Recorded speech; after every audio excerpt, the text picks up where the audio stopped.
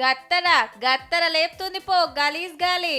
వందలు కాదు వేలు కాదు, దేశంలా 20 లక్షల మంది కాలం చేస్తురట పతేడు.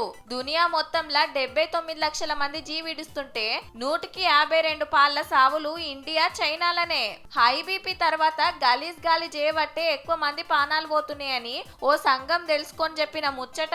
మరి బండ్లు తక్కువనా, ఫ్యాక్టరీలు తక్కువనా, పొగ తక్కువనా, చెట్లు పొతం పెట్టుడు తక్కువనా, చెత్తగాల్చుడు తక్కువనా? దినామింత గాలి గలీజ్ అవుడే గాని తేటగవుడన్న ముచ్చట్నే లేదాయే. చెడు గాలి వీల్చుడు, అది మెదడు నరాలు గాలి గుండెలు ఖరాబ్ చేసుడు, గుండెపోటు తెప్పించుడే కాదు మతిమరుపు సుతా తెప్పిస్తుందట. ఎక్కువ రోజులు అట్లనే వీలుస్తుండే వరకు బీమార్లు ముదిరి మోసాగిపోతుందన్నట్టు. చాలా మందికి ఊపిరితిత్తుల క్యాన్సర్ వస్తే 135 మందికి గుండెపోటు వస్తుంది.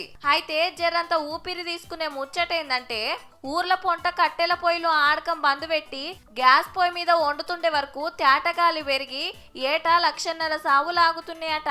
గాలి కాలుష్యం ఇట్లనే వెరుక్కుంటా పోయేనా అంటే మొస తీసుకోకుంటే కాదు, మొస తీసుకున్నా జీవిడ్చే కథ ఏతట్టుందబ్బా.